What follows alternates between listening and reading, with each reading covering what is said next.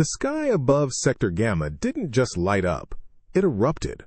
Without a single warning chime, without the courtesy of a declaration, the Xylosian fleet descended.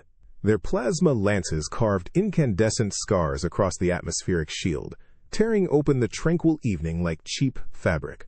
The very air shrieked, then rumbled as the first orbital bombardment slammed into the capital city, turning steel and glass into shimmering vapor. Panic erupted across every comms channel, a cacophony of fear and desperate orders. This wasn't an invasion, it was an annihilation. But deep within the city's residential sector, shielded by layers of reinforced durasteel and an almost preternatural ability to ignore the world, one human remained entirely oblivious. Mark was, by all accounts, an artist of repose. His bed, a bespoke creation of memory foam and downy feathers, was his masterpiece. The weight of it, a comforting, almost sacred embrace, held him captive in a realm far beyond mortal concerns. He didn't just sleep, he entered a different dimension. A dimension where the symphony of distant explosions was merely a gentle, rhythmic hum, a lullaby of cosmic background noise. The first plasma bolt that leveled the residential tower 3 blocks over registered to Mark as a particularly enthusiastic snore from a neighbor he didn't have. His body, a temple of relaxation, didn't even flinch when the concussive force rattled the very foundations of his apartment building. Dust rained softly from the ceiling, settling like powdered sugar on his pristine duvet, but his breathing remained deep, even, perfect. On the bridge of the Xylosian flagship, the Harvester of Worlds, Commander Zarkos watched the devastation with cold satisfaction. Report, on ground-level resistance. Minimal, Commander, chirped a tactical drone. Civilians fleeing in disarray. Military targets neutralized. Sector Gamma is pacified. Excellent. Commence sweep and clear operations. Any non-compliant life signs are to be processed. Minutes later, a forward scout unit, Unit 7 Omega, reported a peculiar anomaly. Commander, we have a biological signature. Humanoid. Located in a structural remnant within a heavily damaged residential block. Thermal signature. Flatlining. But it's alive. Zarkos zoomed the display. A single pixelated human form lay perfectly still, unmoving even as the walls around them groaned and cracked under the sustained barrage. Target status, Omega? Is it deceased? Negative, Commander. Vital signs present, albeit profoundly suppressed. Heart rate barely perceptible. Neurological activity, almost zero. Yet, it breathes. Another orbital strike, closer this time, detonated with a sound that would deafen a lesser being. The building swayed like a drunkard. Debris shrieked past Mark's window. Yet, Mark's eyelids remained firmly shut. His hand, loosely curled, didn't twitch. His lips, slightly parted, continued their soft exhalation. Unit 7 Omega's lead, a battle-hardened Cathar named Vash, stared through his optical sensors. He'd seen beings play dead. He'd seen creatures in shock. He'd never seen this. It's unreactive, Commander. Our proximity sensors indicate no fear response. No heightened adrenaline. It's as if it doesn't even perceive us. Or the battle. Impossible, Zarkos growled. Every sentient species shows some reaction to an existential threat. Unless it is a lower-order life form. Commander, our data shows this is a Class 7 sentient. High cognitive function. And yet, Vash hesitated. Perhaps it is dormant. A chrysalis state? Or a camouflage protocol so advanced it mimics death? The Xylosians, whose entire combat doctrine revolved around predicting and exploiting weakness, found this profoundly unsettling. An enemy that ignored their existence was an enemy they couldn't comprehend. An enemy that slept through an apocalypse? That wasn't weakness. That was something else entirely. The silence that followed the Xylosian fleet's hasty retreat was more chilling than the preceding bombardment. It wasn't just the absence of noise.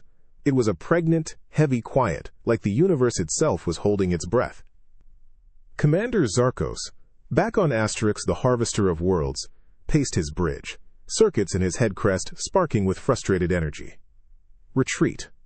A full, unscheduled, and utterly illogical withdrawal from a seemingly defenseless Class 7 world, all because of Asterix 1 unmoving biological signature. Rethink the data. Zarkos barked, his voice raw. Scan archives. Cross-reference all known dormant apex predators across the galaxy. There must be a precedent for this human phenomenon. His science officer, a frantic multi-limbed creature named Giraffe, shuffled data chips. Commander, our databases show no match. All known dormant predators exhibit some form of advanced physiological protection, or a defensive perimeter. This one, it was simply present. Present? Zarkos roared, slapping a tentacle against the console. It was present while we turned a city into slag. And it didn't even twitch. That is not present, Gareth. That is Asterisk ignoring us. Utterly, fundamentally ignoring an entire invasion force. Down on the ravaged surface, Unit 7 Omega had been ordered to maintain a wide perimeter, their weapons charged, but their resolve shaken. The air, thick with the smell of ozone and pulverized durasteel, carried an unsettling calm. Vosh, the Cathar lad, watched his thermal scope. The human. Still there, a single, dull red blob, barely distinguishable from the cooling rubble, yet steadfast. Commander Zarkos requires an hourly update on the dormant entity's status, a comms officer whispered, almost reverently. It's the same as the last hour, Vosh muttered, his voice edged with an unfamiliar nervousness. Stable, no change in vitals, still, asleep. The word tasted alien on his Cathar tongue. The whispers of the night wind were merely the subtle creaks of the damaged building, the soft settling of dust, the distant sizzle of a severed power line. But to the Xylosians, these were the sounds of an unknown countdown. What if this human was absorbing energy? Regenerating? What if its deep sleep was actually a highly evolved meditative state, drawing on the planet's ley lines, preparing for a cataclysmic awakening? Suddenly, on Vosh's scope, the red blob shifted. A slight, almost imperceptible roll, a deep exhalation. The human's arm moved, settling into a new, comfortable position. Commander! Vosh's voice cracked. It moved. Minor repositioning detected. Is it? Awakening? A collective gasp went through the Xylosian bridge. Zarkos's mandibles clenched. What? Report. Is there a surge in energy readings? A psychic emission signature? Negative, Commander. Gireth stammered, frantically refreshing the data. No energy surge. No psychic indicators. Just a shift. As if it merely got more comfortable. More comfortable? That thought, simple as it was, sent a jolt of primal fear through the Xylosians. To be so comfortable, so utterly at ease, amidst planetary devastation. It wasn't defiance. It was a level of indifference that transcended mere power. It suggested an entity so far beyond their understanding, so incredibly secure in its own being, that their entire invasion was less than a fly buzzing in its ear. Zarkos stared at the image of the unbothered human, a creature that could sleep through the end of its world, only to shift for better comfort. The sheer, unyielding humanity of that simple act, taken out of context, became a terror far greater than any weapon. This wasn't a species to be conquered. This was a force of nature, a cosmic anomaly.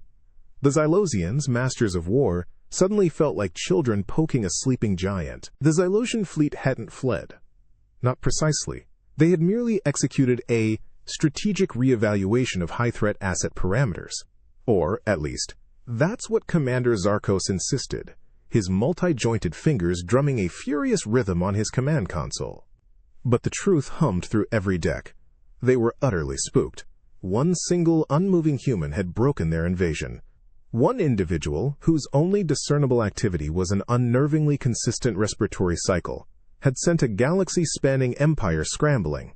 On the main view screen, still zoomed on Sector Gamma, the image of Mark's apartment building, now a skeletal ruin, remained.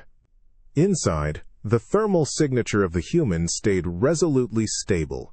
Though whispers of the night wind from the previous hours had faded, replaced by what the Xylosian tactical AI labeled subaudible environmental hum pattern gamma.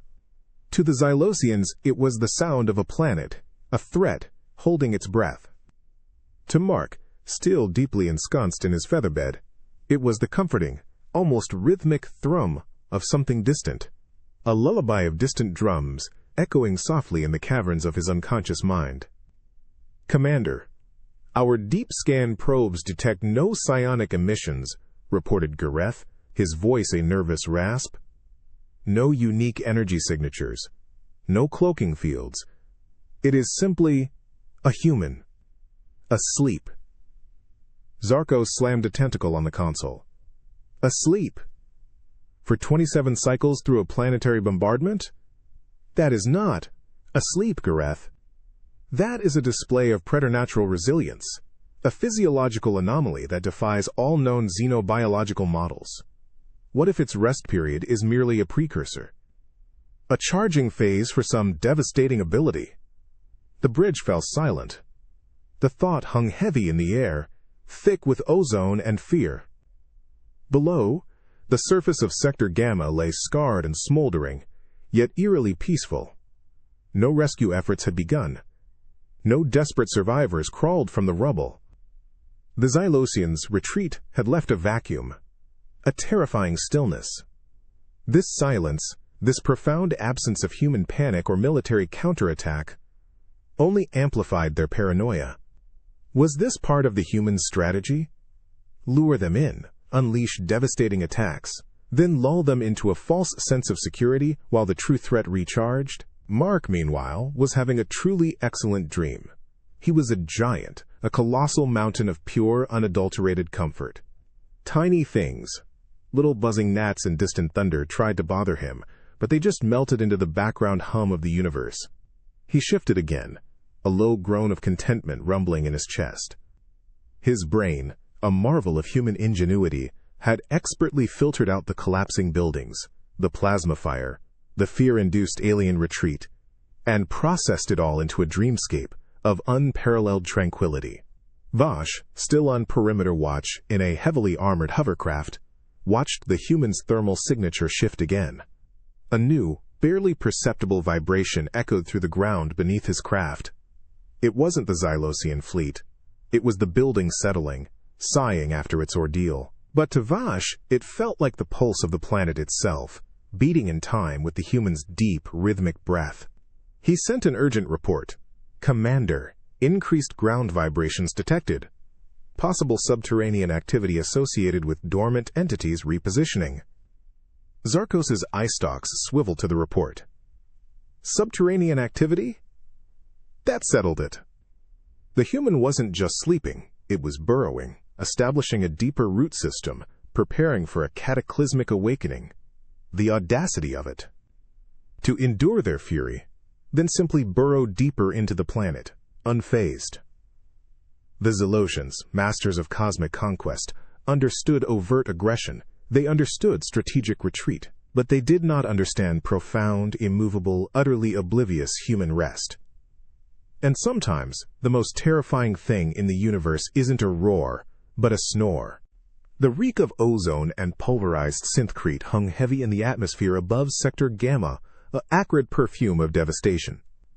Hours had passed since the Xylosian strategic reevaluation, leaving behind a scarred landscape and a profound, unsettling quiet. Yet Commander Zarkos, hunched over his bridge console on Asterisk the Harvester of Worlds, felt anything but quiet. The image of the singular unmoving human, still stubbornly sleeping amidst the ruins, gnawed at his tactical mind. It defied all logic. "Gareth, what are the current atmospheric readings in Sector Gamma?" Zarkos demanded, his multi-jointed fingers drumming a frantic rhythm. "Specifically, particulate matter and any lingering energetic residues. Could this human be drawing sustenance from the very destruction we wrought?" Gareth, the science officer, nervously scanned his displays. "Commander, the air is saturated with combustion byproducts, residual plasma radiation, and organic ash. It's highly toxic for most known species. But the human's biological envelope shows no signs of degradation. In fact, its internal systems remain perfectly stable. Stable, Zarkos hissed, the word tasting like defeat. It is stable, in a cloud of poison, while its world burns around it. What kind of creature thrives on such conditions? Down on the ground, Unit 7 Omega's Vosh, encased in his environmental suit, could taste the metallic tang of the air even through his filtration system. The smell was potent: scorched earth, burning plastics, the faint, sickening sweet odor of superheated flora. It was the scent of a world ravaged by fire. Yet when he zoomed his thermal scope, the human's signature remained unchanged. A constant, unwavering warmth, a beacon of inexplicable tranquility in the heart of chaos. Mark, however, was in a truly spectacular dream. The lingering scent of ozone and burning materials didn't register as danger. His subconscious mind, in its infinite wisdom, had reinterpreted it. It was the rich, earthy aroma of a bonfire, perhaps, on a cool autumn night. Or maybe the smoky sweetness of a barbecue, slow-cooking ribs for hours. The distant explosions? Just the gentle thumps of logs settling in the fire, sparks dancing in the periphery of his closed eyes, painting the inside of his eyelids with a warm, fiery glow. He felt incredibly, profoundly warm, cocooned in a soft, smoky haze. It was, in short, a good smell, a comforting smell. The scent of a fiery dream, perfectly adapted to his profound, unbothered slumber. "Commander, the human's respiration rate has remained perfectly consistent," Gareth reported, his voice a bewildered drone. "No signs of distress from the noxious atmosphere. It shows zero physiological response to what should be an immediate, life-threatening environmental hazard." Zarkos' eye stalks swiveled to the tactical display. The thermal image showed the human, nestled deep within its debris-strewn bedroom, perfectly content. The word echoed in his mind, absurd and terrifying. What if the toxins are not toxic to it? Zarkos muttered, a new horror dawning. What if this species evolved Dinenseconda in an environment of constant planetary destruction? What if the scent of death is merely its natural perfume? The Xylosian tactical AI, designed to analyze threat probabilities, began flashing critical warnings. An entity immune to environmental warfare. An entity that drew comfort from the very chaos meant to destroy it. This wasn't merely a dormant predator. This was an unliving weapon, a biological anomaly that warped reality around its passive presence. The thought was chilling. The Xylosians, who had conquered countless worlds through sheer brute force and advanced weaponry, now faced a species that considered a planetary invasion merely a pleasant backdrop for a nap.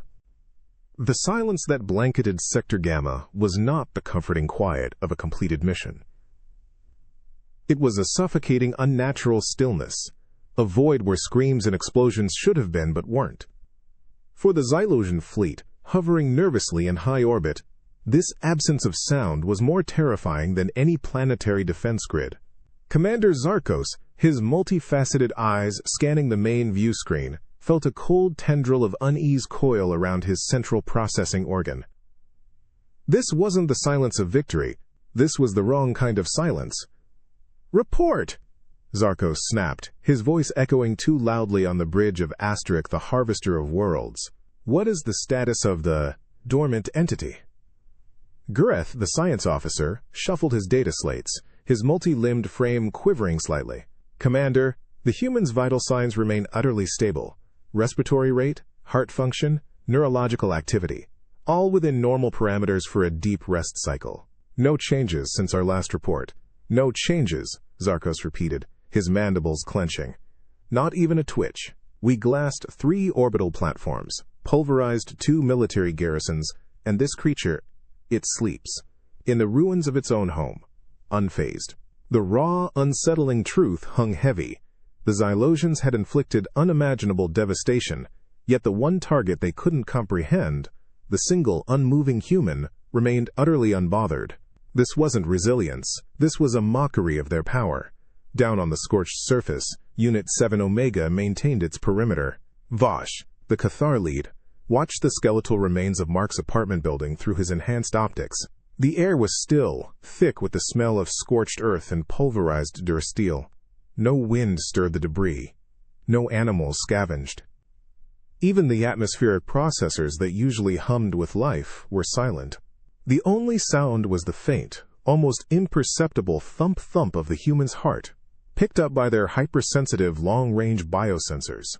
It was a rhythmic, unnervingly calm beat in the middle of a war-torn landscape. "Commander, ground observations indicate no civilian movement," Vosh reported, his voice low. "No rescue attempts. No emergency beacons. It's empty, as if the entire sector simply ceased." Zarkos zoomed the display again. The human, Mark, lay there, a tiny, vibrant thermal signature in a sea of cool, lifeless rubble. It was curled on its side, one arm tucked beneath its head, the epitome of peaceful slumber. This wasn't a tactical maneuver. This wasn't defiance. It was just sleep.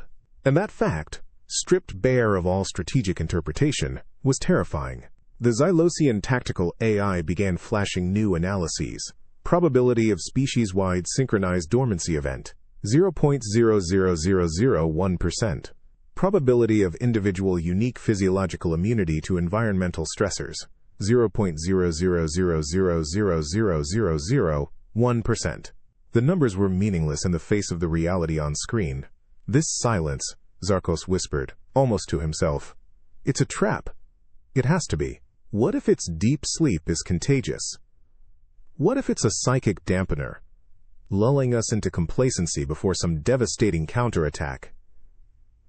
Gareth shuddered. "Commander, our psionic dampeners are at maximum. There are no energy readings consistent with such an ability." But Zarkos wasn't listening. He saw the human, so still, so utterly unthreatened, and in that profound, unyielding peace, he saw a threat unlike any his empire had ever faced. An enemy that didn't fight, didn't flee, didn't even react. An enemy whose only weapon was an inexplicable, terrifying, profound sleep.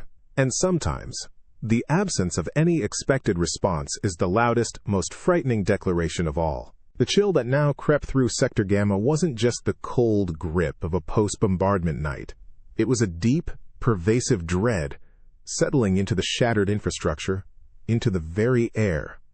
Power grids were severed, heating systems dead, and the residual warmth of the plasma strikes had long since dissipated. Everything was cooling, returning to the planet's baseline temperature, then dropping even further as the night wind started to pick up. For the Zalosians, this frigid descent felt like the universe itself was slowly, menacingly closing in. On the bridge of Asterisk the Harvester of Worlds, Commander Zarkos shivered, despite his environment suit's internal heaters. "Report on atmospheric temperature fluctuations in Sector Gamma," he demanded, his voice a low growl. "Is the cooling affecting the target's thermal signature?" Jureth, the science officer, frantically adjusted his console. "Commander, ambient temperatures are dropping steadily. We're detecting ice formation on exposed surfaces. Yet, the human's core temperature, it remains perfectly stable. Unchanged. It's almost as if it's self-regulating against the extreme cold." Zarkos' eye stalks twitched. Self-regulating. Another impossible anomaly. His fleet could level continents, but this one human seemed to mock the very laws of xenophysiology. Down on the ravaged surface, Unit 7 Omega's hovercrafts hummed, their heat signatures stark against the growing cold.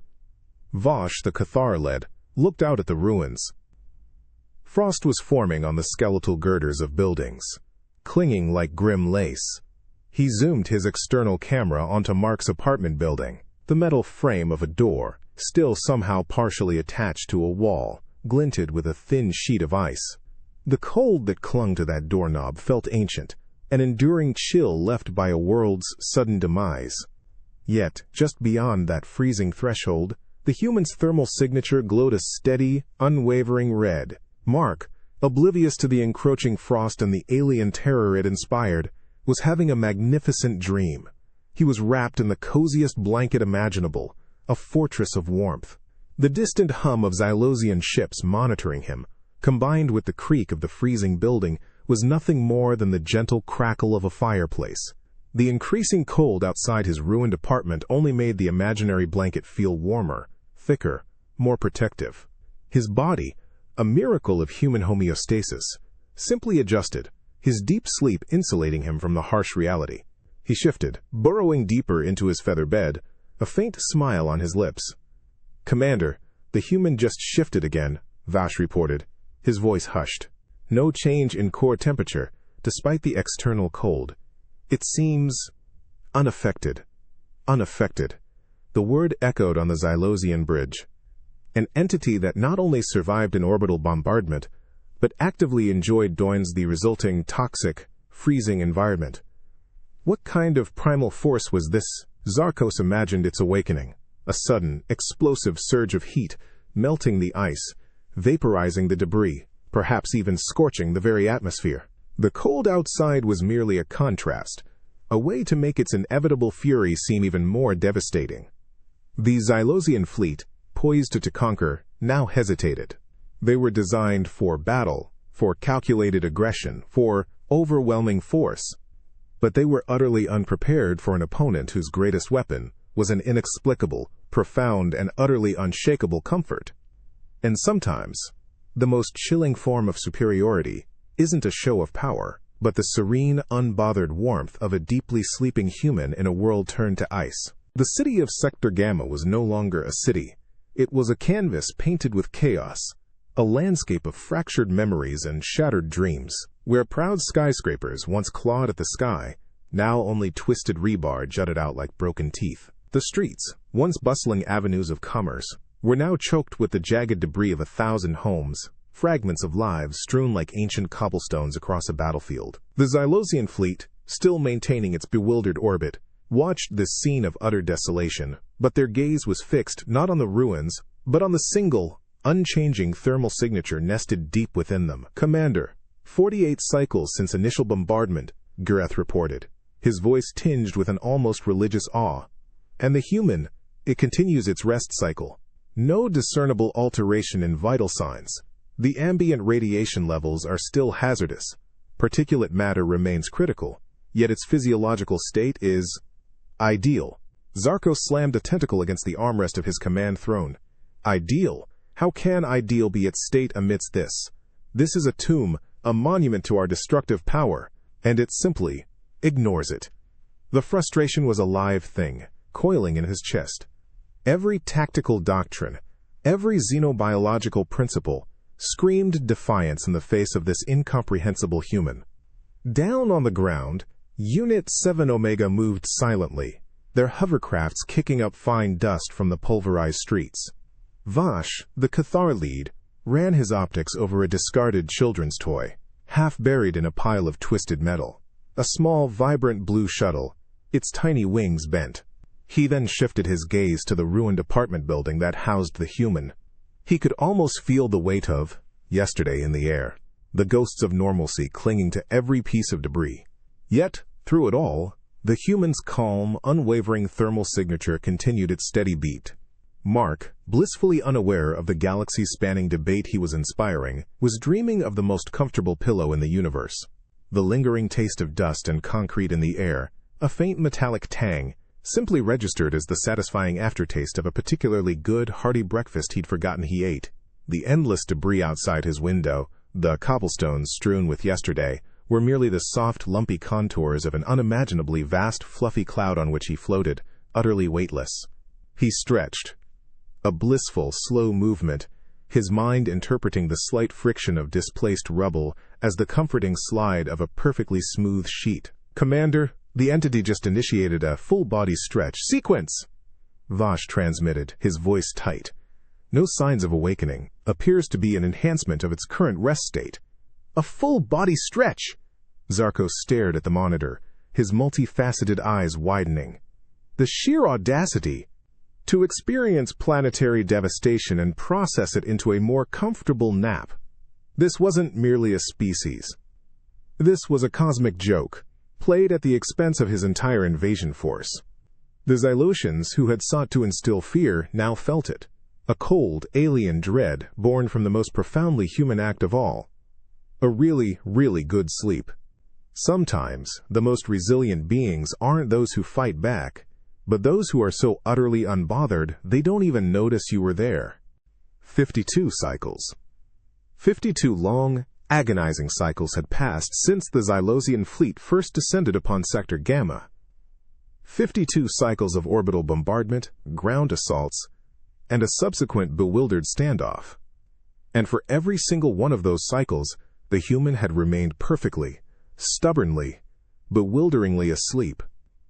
Commander Zarkos, his patience worn thinner than a plasma shield after a direct hit, stared at the still glowing thermal signature on his screen. The sheer defiance of it, the absolute, unyielding Fermi, was driving him to the brink. "Gareth, I want a new tactical proposal," Zarkos roared, slamming his fist on the console, something to elicit a definitive response. This. Dormant entity. It ignores our weapons, our toxic air, our freezing temperatures. What is its weakness? What primal urge would stir such a creature? Gareth, ever the nervous academic, consulted his data slates. Commander, xenobiological models suggest that even apex predators, when dormant, can be roused by the promise of sustenance. Perhaps a high-energy nutrient lure, strategically deployed? Zarkos's eye stalks swiveled. A lure? Like bait? Fine. Do it. Deploy a CLASS-3 recon drone with a nutrient capsule. A potent, universally appealing energy concentrate. Let's see if this apex predator can ignore the taste of an interrupted meal. A sleek, almost silent Xylosian drone descended through the ravaged atmosphere of Sector Gamma. It navigated the shattered remains of buildings, its optical sensors fixed on the unmoving thermal signature. It hovered gently near the gaping hole where Mark's window used to be, now just a jagged frame open to the cold night. A small dispenser extended, releasing a concentrated mist of nutrient-rich vapor, designed to mimic the most delectable scent known to any carbon-based life form.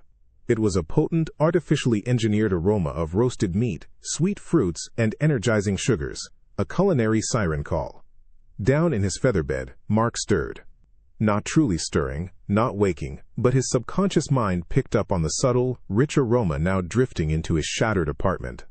In his dream, the bonfire he'd smelled earlier was suddenly filled with delicious things. Sizzling bacon, hot pancakes drenched in syrup, maybe even a fresh-baked apple pie. His mouth watered, a purely physiological response, and a faint, contented sigh escaped his lips. His body, in its profound state of rest, misinterpreted the drone's lure as the universe kindly providing him with the most fantastic, dream-only buffet. He shifted again, a slow, deep breath pulling the tantalizing scent deeper into his lungs. "Commander, the human's olfactory sensors are responding." Vosh transmitted from his ground unit, excitement in his voice. "We're detecting increased salivation, a slight elevation in digestive enzymes. It's reacting to the lure. It's awakening." On the bridge, Zarkos leaned forward, his multifaceted eyes fixed on the display. Finally, a flicker of life, a sign of vulnerability. He anticipated a sudden, violent awakening, a predatory lunge, perhaps even a roar, but the thermal signature remained perfectly stable. The human just breathed. Deeper. More contentedly. It's just getting more comfortable, Commander," Gareth stammered, his excitement deflating. Its dream state appears to have incorporated the stimulant as a positive input. It's simply enjoying the smell. Enjoying the smell. Zarkos slumped back onto his throne, all the fight draining out of him. His most advanced nutrient lure, designed to snap any creature out of dormancy, had merely made the human's nap better. They had tried every known method of threat assessment, and the human's only response was to find a deeper level of comfort. And sometimes, the ultimate form of defiance isn't a battle cry, but the unyielding, utterly oblivious enjoyment of a delicious, fiery dream, even in the heart of an alien invasion. 75 cycles. 75 cycles of Xylosian tactical frustration, scientific bewilderment, and mounting fear. The human, this anomaly known only as subject dormant, remained unmoving, unperturbed. Orbital bombardment, atmospheric toxins, freezing temperatures, even a meticulously crafted nutrient lure, nothing had elicited a conscious response. Commander Zarkos, on the bridge of Asterix, the Harvester of Worlds, felt the weight of galactic ridicule pressing down on him, an entire invasion stalled by one sleeping primate. It was beyond humiliating. Gareth, what is the single most definitive act of territorial assertion in your xenoculture archives? Zarkos demanded, his voice a low growl of desperation. We need to Asterix claim this world, even if it's over a slumbering enigma. Gareth, ever the cautious scholar, projected an image of a stylized, jagged Xylosian banner. Commander, the blood spike banner, is traditionally planted on newly claimed worlds. Its energy-imbued fabric projects our sovereignty, signifying conquest and submission. Excellent, Zarkos hissed. Deploy a specialist unit. Not for combat, not for data collection. For a single, symbolic act. Plant the banner. On or as close to the humans, not Franson as possible. We will see if even the touch of a foreign flag can rouse this apex predator. Down on Sector Gamma, the silence was almost religious. Unit 7 Omega, led by a Cathar named Vash, moved with a caution usually reserved for breaching active enemy strongholds. Their mission was simple: plant a flag. Yet, the air crackled with a palpable tension. They were approaching the creature that had effortlessly withstood everything their fleet had thrown at it. Vash's team navigated the shattered apartment building, each creak of debris sounding like a thunderclap in the oppressive quiet. They reached Mark's bedroom, or what remained of it. The Xylosian banner was a formidable sight, obsidian black fabric crisscrossed with jagged crimson energy veins, mounted on a meter-long pole of sharpened chrome steel. It felt heavy, not just with its physical mass, but with the full, desperate weight of Xylosian pride and fear. Vash approached the bed, his bioscanners screaming contradictory data. Profound rest, absolute stability, zero threat response, yet an overwhelming sense of Asterix wrongness. He extended the banner, the blood spike almost vibrating with stored energy. With a slow, deliberate motion, he lowered it. The chrome steel pole slid gently between the twisted metal and shattered synthcrete, grounding itself beside the head of Mark's bed. The obsidian fabric, alive with crimson light, unfurled softly, one corner settling with an almost imperceptible flutter onto the pristine white of Mark's duvet, just inches from his still, sleeping hand. The touch of the foreign flag. On a Harvester of Worlds, Zarkos held his breath. Every sensor was focused on the human. Would this finally break its composure? Would the raw, aggressive symbolism of their banner trigger some dormant predatory instinct? Mark, utterly oblivious, merely shifted. In his dream, the light of the blood spike banner, a soft crimson glow, was simply the warm, flickering embers of his dream bonfire, settling gently on his blanket. He subconsciously pulled the duvet a little tighter, incorporating the foreign fabric into his blissful cocoon. A soft sigh escaped his lips, a whisper of contentment. "Commander, no change," Gareth reported, his voice deflated. "The human, it appears to have accepted the banner's proximity. Its internal systems show no arousal. In fact, its brainwave patterns indicate a deepening of its current rest state." Deepening. Zarkos stared at the screen, at the human sleeping peacefully, draped partly by the symbol of his empire's conquest. This wasn't a dormant predator. This was a black hole of indifference, consuming their pride, their fear, their entire invasion, and turning it into a deeper, more comfortable nap. 87 cycles. 87 agonizing cycles had crawled by, marked only by the unyielding, utterly baffling slumber of one human. Commander Zarkos, on the bridge of Asterisk, the Harvester of Worlds, looked out at the ravaged planet below. His fleet, designed to conquer, to instill fear, now hovered with the trepidation of children in a ghost story. The capital city, Sector Gamma, lay silent, a graveyard of progress. No distress signals, no rescue efforts, no sign of any other life. Just the persistent, infuriatingly peaceful thermal signature of Mark.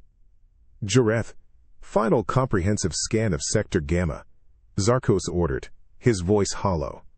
Search for a clock, any other sentient life, any sign of organized resistance, any lingering echoes of human activity. Perhaps a gathering point, a sanctuary. Greth's multi-limbed form flickered over his consoles. A desperate dance of data. Commander, negative. All urban centers are devastated. Subterranean bunkers show no life. Comm systems are silent. Our probes detect nothing but residual radiation and debris. It's empty, save for subject dormant. The word hung in the air. Empty. Zarkos pictured the human cities, teeming with life, laughter, music. Now, nothing.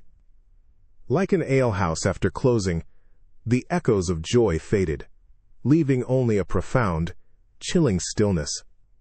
They had expected shouts of defiance, the clang of battle, but instead, they'd found only the quiet hum of a planet giving up, and one human refusing to participate.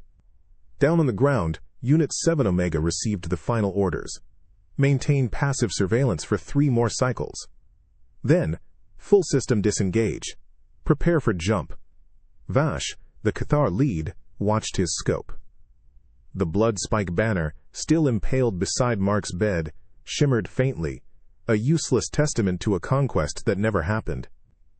The building creaked, a mournful sound, like the last sigh of a dying world. Mark, cradled in his feathery haven, felt the subtle shift. The distant, booming sounds that had become his lullaby of distant drums were now fading. The warm, smoky scent of his dream bonfire was dissipating, replaced by something crisper, cooler. His subconscious mind, ever the benevolent architect of his comfort, was wrapping up the epic saga of his dream nap. He'd just finished a truly heroic feast at his favorite pub, the Rusty Cog, the one near his apartment. The hearty ale, the good company, it was all receding, leaving him with the gentle, quiet afterglow of profound contentment. He heard a faint thump, the last of the distant Xylosian ships initiating its jump, and his dream interpreted it as the barkeep setting down a final, empty mug. The echoes in an empty alehouse. A peaceful, final silence settling in. On the Harvester of Worlds, Zarkos' head crest pulsed with a dull ache. Initiate jump protocols. Set course for the furthest edge of this star system. We will re-evaluate our approach to Class 7s. This, human, is an anomaly we cannot comprehend. A species that defies conquest by simply existing. His voice was heavy, with a fear he couldn't articulate. They had come to conquer, and had been utterly undone by a nap. Then, a faint, almost imperceptible shift on Vash's monitor. The human's thermal signature changed. A subtle increase in neurological activity. A stretch. A deeper sigh. And then, a slow, deliberate opening of the eyes. Mark blinked, rubbing the sleep from his eyes with a satisfied groan. The light filtering through the gaping hole in his wall was brighter than he remembered. He stretched, a full-body luxurious arch, feeling utterly refreshed. Man, he mumbled to himself, his voice raspy with sleep. That was the best nap I've ever had. What time is it? He glanced at his ruined bedside table, the digital clock smashed to pixels. Guess I slept in. The world outside was a ruin. An invasion had come and gone, and the only human who'd witnessed it simply stretched, ready to face the day. Mark blinked. Once, twice. The light was brighter than he remembered, a stark, almost blinding white against the dimness of his eyes. He groaned, a deep, satisfied rumble that seemed to vibrate through the very air. What a nap. Best one in years. He stretched, a full-body luxurious arch, feeling every muscle, every bone click into place. The featherbed, a bastion of comfort, finally released him from its soft embrace. Morning already? He mumbled, his voice raspy with sleep. He reached for his nightstand, his hand instinctively patting for his comm unit. His fingers met cold, rough debris. Not smooth glass. Not soft plastic. He frowned, eyes still half closed, a vague sense of unease stirring in the depths of his perfectly rested mind. That wasn't right. He pushed himself up, swinging his legs over the side of the bed. His bare feet met something gritty, sharp. Not the plush rug he remembered. He opened his eyes fully, and that's when the world hit him. His apartment was gone. Not just messy, not just damaged, con drucrays. The wall facing the cityscape was a gaping maw, open to the bruised gray sky. Twisted rebar snaked upwards, skeletal fingers reaching for nothing. Dust, fine and pervasive, coated everything, making the air taste like old concrete and metallic tang. A cold, biting wind, sharp as a whisper, swept through the enormous void where his window used to be, stirring the dust in lazy eddies. Mark stared, his mind refusing to connect the dots. This couldn't be his apartment. This was something from a war-zone holovid. He stumbled out of bed, a deep shiver finally running down his spine, not from the cold, but from the impossible sight. His gaze drifted, disbelieving, over the chaos. His prized antique lamp, a wedding gift, was a mangled mess of wires and ceramic. His bookshelf, once neatly arranged, was a cascade of pulped paper and splintered wood. Then he saw it. Leaning precariously against a surviving section of wall was a large, ornate mirror. Or rather, what used to be a large, ornate mirror. Now it was a spiderweb of cracks, one massive fracture splitting it almost in half, radiating outward like a silent scream. And in its shattered surface, amidst the fractured reflections of his ruined room, he saw himself. Disheveled, sleep-mussed hair, wide, disbelieving eyes, a faint smudge of dust on his cheek. A human face, utterly bewildered, staring back from a world torn asunder, the reflection in shattered glass. It wasn't just his face staring back. It was the face of a planet, utterly broken, yet still standing, oblivious and then suddenly, brutally aware. A shiver of genuine dread, cold and real, finally pierced through the lingering warmth of his epic nap.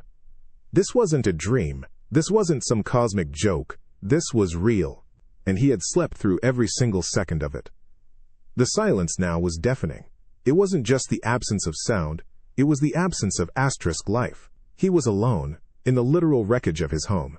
And the first thing he thought was, I really need a coffee. Because even after the world ends, a human's priorities remain stubbornly, unbelievably human. The lingering taste of metallic dust coated Mark's tongue, thick and unpleasant. It wasn't the sweet, smoky aroma of his dream barbecue anymore. This was raw, acrid, like licking a burnt battery. His eyes, now wide and fully open, tracked the swirling dust motes, dancing in the harsh gray light that streamed through the gaping wound in his apartment wall. His heart, still pounding from the shock of seeing his ruined reflection, was no longer merely awake. It was thrumming with a frantic, desperate energy. He pushed himself completely off the feather bed, his feet sinking into a fine layer of pulverized debris. The floor felt alien, sharp little fragments digging into his soles. He took a hesitant step, then another, moving through the wreckage of his bedroom. Each sound, the crunch of synthcrete underfoot, the faint hiss of something settling in the walls, felt amplified, unnatural. The silence outside was so profound it almost hummed, a negative space where the familiar city sounds should have been. He reached the threshold of his bedroom, or what was left of it, and peered into the living area. It was even worse. The entire outer wall was gone, simply vanished, leaving a panoramic, horrifying view of utter destruction. Buildings across the way were skeletal remains, their inner workings exposed to the elements like festering wounds. Smoke, thin and dark, still curled from distant craters. Mark walked slowly, his eyes trying to make sense of the senseless. He bypassed the Xylosian banner, still impaled beside his bed, its crimson energy veins dulled by the daylight, utterly oblivious to its alien origin. His human mind was grappling with something far more immediate, far more visceral. He reached the edge of the missing wall, the sharp, jagged ends of rebar jutting out around him like grotesque fingers. He leaned forward, bracing himself against a miraculously still-standing section of concrete, and took his first true breath of the new air. It was cold, bone-numbingly cold, despite the high sun. It tasted of ash and pulverized metal, dry and scratchy against the back of his throat. But more than that, it felt cadaverous. There was no familiar smell of vehicle exhaust, no distant aroma of street food, no whisper of human life. Just the stark, brutal scent of a world ravaged and then abandoned. He shivered, not just from the cold, but from the chilling realization that he was breathing the very air of apocalypse. This wasn't just his apartment. This was his world, and it was utterly broken. He pulled the air deeper into his lungs, a conscious, desperate act of affirmation. It burned a little, raw and unfamiliar. But he was breathing. He was lung-agile. And though the sight before him screamed impossible, terrifying odds, a primal, stubborn spark ignited deep within him. He didn't know what happened. He didn't know where everyone else was. But he was awake now. And the first breath of this new, terrifying air, for all its harshness, tasted faintly of survival.